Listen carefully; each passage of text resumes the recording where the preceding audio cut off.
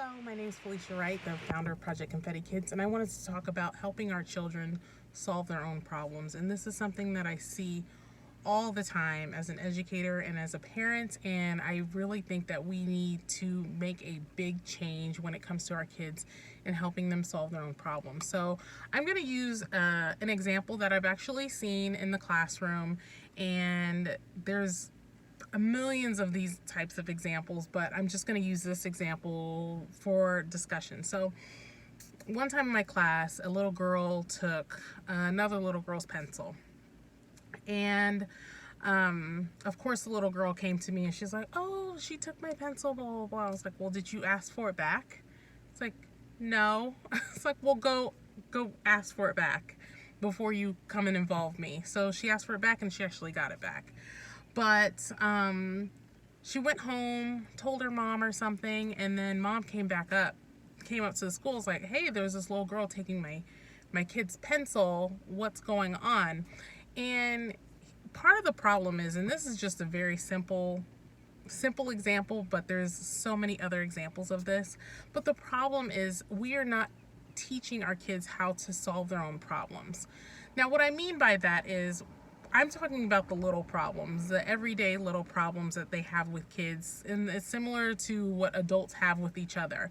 So we are not teaching them how to solve these problems. We are teaching them to come to us to solve it for them. So with that one child, she didn't even think to ask for it back or be like, hey, I want my pencil back. The first thought was, I have to go get a teacher. And I'm all for teachers helping solve problems, parents helping solve problems, but are we helping our kids solve those problems on their own? Because as they grow older, they will continue to look to other people to help them solve problems. And I'm purely talking about the little problems, but with my girls and in the classroom, I like to model how to solve a problem like that, an issue that they're having with another student. So another example is like, oh, this little girl, she won't let me play with her. And I'll talk them through. It's like, okay, well, did you ask why? No. Well, you can ask why. You can find somebody else to play with. But you don't have to come and involve me, like, oh, get her in trouble, because that's typically what happens. And it's really nobody's fault. It's just a little minor problem, but they are just so in the habit of involving a teacher for everything that they're not allowed the opportunity to be like, okay, how can I solve this on my own? And that is a really good skill to have. That's a skill that they need to carry throughout their entire lives of, okay, I have an issue. How can I solve it on my own? And if I can't solve it on my own, then I seek help. So that's what I always teach. Just like, okay, is this a problem that you can solve on your own? If it is, how can you solve it? If it's not, then go seek out an educator, a parent, a friend, somebody to help you solve that problem, because we want kids to feel empowered, not that they have to rely on an adult to get this other kid in trouble or get their pencil back for them. It's like, that's actually something that you can do. And I've seen it with my girls, like at the park. I'll see this actually is really funny. So my youngest, she's 3 years old, and this little girl, she ran up to her and she's like, you're mean. And now I didn't see what happened prior to this. I don't know if she had done something or not, but this other little girl ran up to my baby and was like, you're mean, in her face. So I just sat back because I wanted to see how she handled it, because she wasn't crying. I wanted to see how she handled it, and she just kind of walked away. And then I swear 30 seconds later they were playing together again, and they had figured it out on their own. Whatever that was about, it had been dropped, and they figured it out to play together. Now, had I gotten involved, I would have escalated. It's like, hey, why are you calling my daughter mean? What's going on? Da da da da da. But I actually allowed her the space to try to solve this on her own. And know what? They were really, I mean, my youngest, she's 3 years old, and the other girl that called her mean, she was probably like 4. So they were young babies.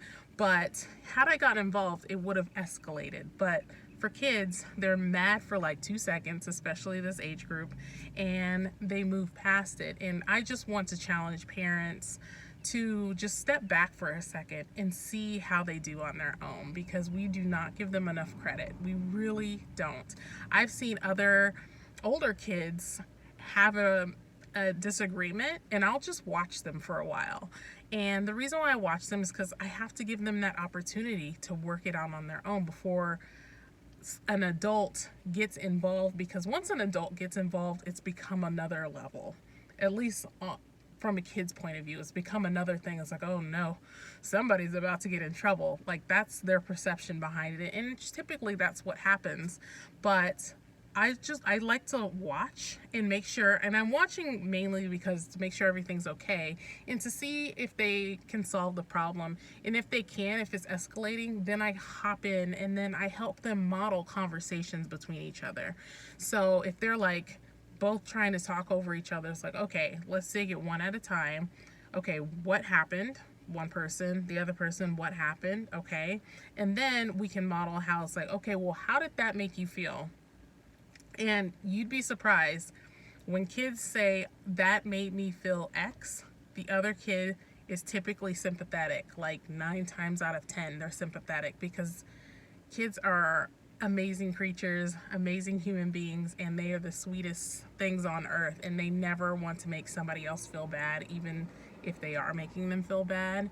And when that other kid says, oh, that made me feel sad, then they're like, oh, well, that wasn't my intention. I was just mad or something. So helping them solve their own disagreements, I think, is super important. And sometimes I think as adults, we need to step back and allow them the space to solve problems on their own, because that's really important. So I hope you are having a great day. Let me know, what do you think? Are you stepping back and letting your child solve their own problems? Do you feel like you get involved too much or not enough? Let me know in the comments, and I will see you tomorrow.